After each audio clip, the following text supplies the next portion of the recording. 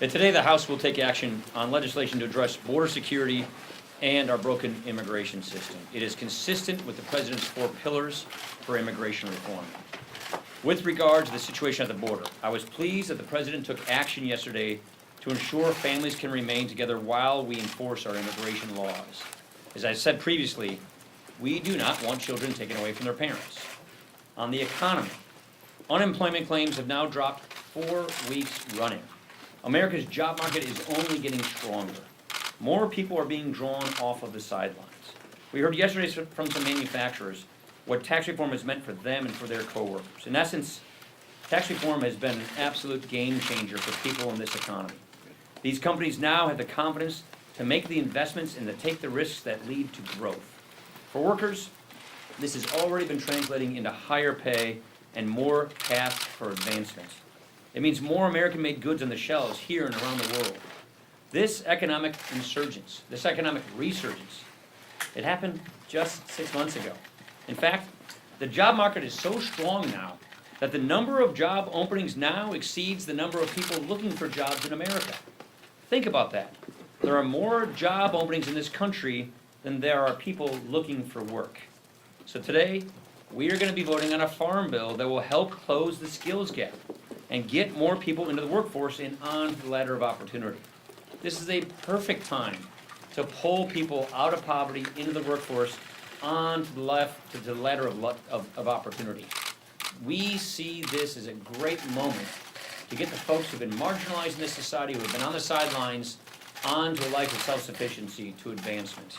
This is good for America's workers, and it's going to help more families take part in this economic resurgence.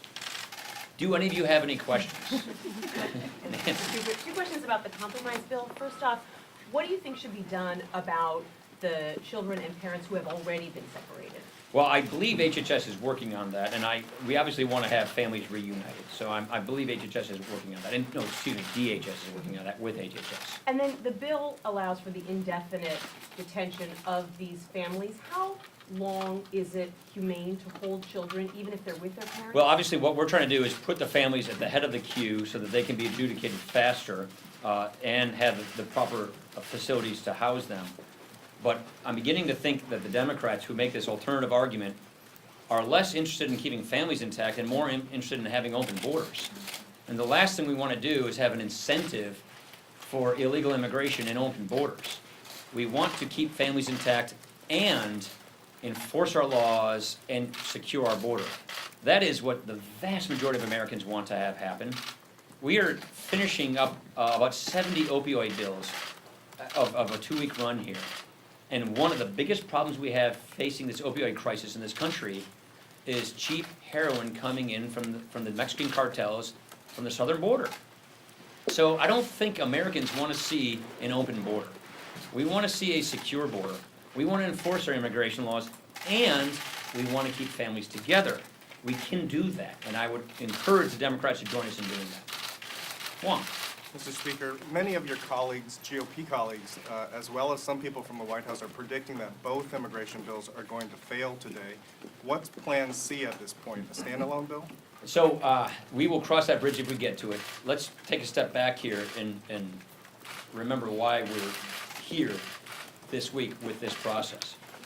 Our goal was to prevent a discharge petition from reaching the floor, because a discharge petition would have brought legislation to the floor that the president would have surely vetoed. It would have been an exercise in futility. But a lot of our members want to be able to express themselves by voting for the policies that they like, so that they can express their votes on the floor. And what the president helped us do this week is he answered the questions members had, which is, are these bills that are coming to the floor bills that if it made it to his desk, he would sign them into law? He was extremely helpful on that front. So the bills that are coming to the floor today are bills that if it got to his desk, he would sign into law. Therefore, it's a legitimate exercise. It's not a discharge petition, but members are going to be able to express themselves. If these bills do not pass today, then we will cross that bridge when we get to it. But the last thing I want to do right now is undercut the votes that we're about to have on what I think are pretty darn good immigration measures. But you're saying it would still be a success if the bills failed because it did away with the Yeah, so we're discharge bringing bills to petition. the floor that if they got to his desk, he would sign it, versus a discharge petition, which means we would be bringing bills to the floor that would get vetoed by the president. And we're giving the members the ability to vote for the policy of their preference. Anna? How can you call the discharge petition a futile gesture and call this a legitimate exercise when your vote counters don't think that either of these bills have enough votes Because to we're pass? bringing legislation to the floor that if it got to the president's desk, he would actually sign into law. Let me But say it this it's not way. expected to pass the Let me say it House. this way. When the Supreme Court removed our DACA deadline, look, you guys cover Congress. Congress functions best when it has deadlines.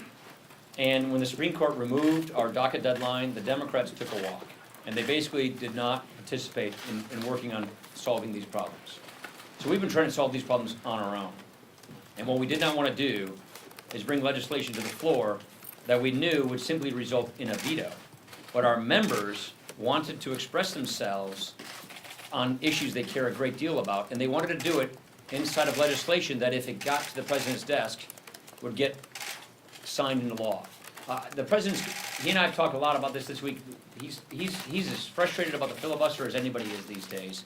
Because what a lot of our members are concerned about is, even if we passed a bill, it's gonna take 9 Democrats in the Senate to even get it through the Senate because of the filibuster before it gets to his desk. And that is also a source of the frustration we have around here. King. Imagine a world where there was no president and there was no Senate.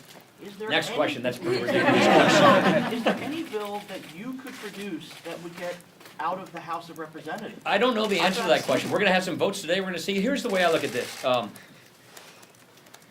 DACA is broken, the immigration system is broken, the border is not fully secured. These are facts. They need to be solved. And at the end of the day, I really believe we will come back around, if a bill doesn't pass today, we're gonna come back around to the president's 4 pillars.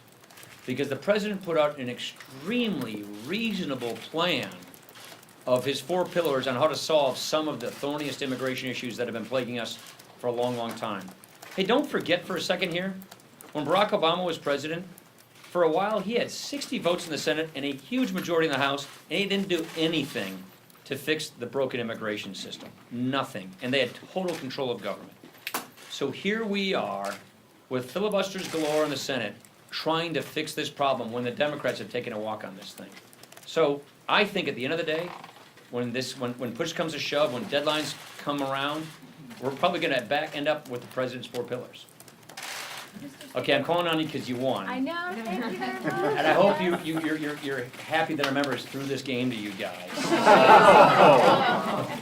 Out of deference and respect for the First Amendment. Thank you. We can use all the respect we can get. Why should what the president wants override what the House Republicans want and can pass?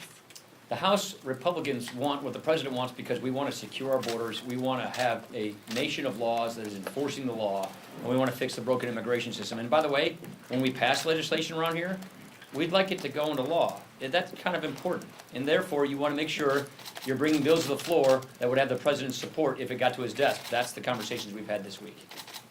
Are you confident that the discharge petition is a dead issue at this point, if these votes do fail this afternoon? The promise and the goal was always, we were never gonna be able to promise an outcome, but we could promise an effort and a fair process, and that is what is being delivered on today. Thanks, Mr. Speaker. Republicans have talked a long time about the problems with the immigration system. And if you are able to pass either of these bills today, it would be the first time Republicans had been able on their own That's right. to pass a more comprehensive immigration bill. If it fails, if the bills fail today, do you have any counsel for your successor or even later this fall? Again- Is it time for Republicans to acknowledge that they are unable to pass? They are unable to bridge their irreconcilable differences on this issue, This is and the they need frustration with the Democrats. filibuster. It also is the frustration that, again, once our deadline left, the Democrats took a walk. I think in many cases, they're more interested in the issue than the solution. I think when you get deadlines, it's gonna make it easier, and I do believe the president's 4 pillars is a very good landing spot to ultimately making law. So I actually think we're advancing the cause, even if something doesn't necessarily pass.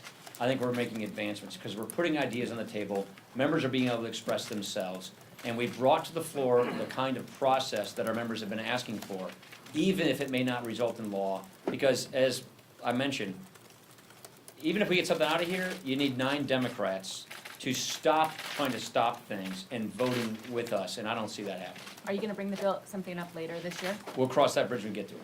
Mr. Speaker, Leader Pelosi called your bill perhaps a compromise with the devil, but not a compromise with the Democrats.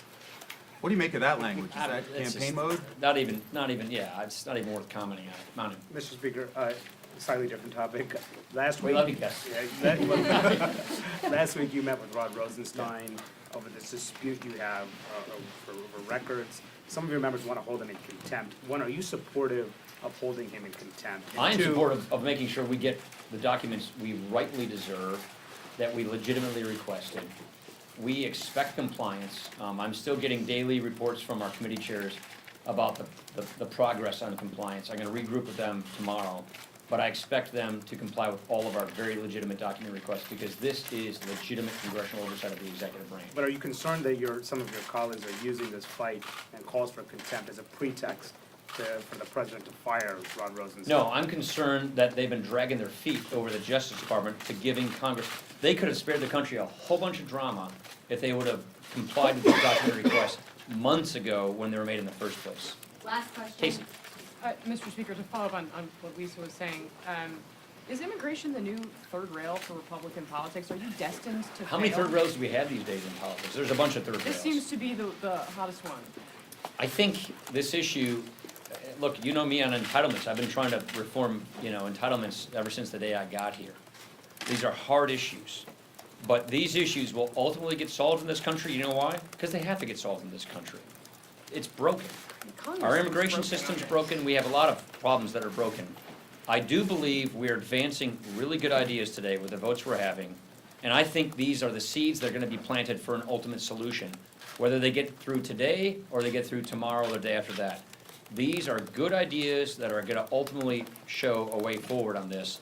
But the Democrats, I think, basically decided to take a walk when the deadline went away. And I think what we will ultimately get at the end of the day is something that looks like the president's 4 pillars. Thank you very much.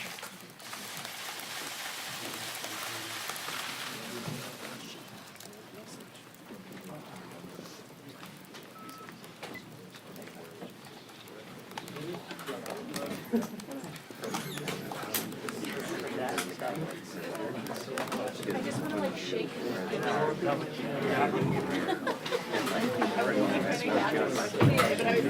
Mr. Speaker.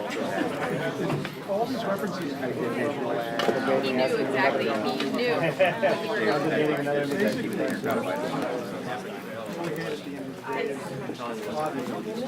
Yeah.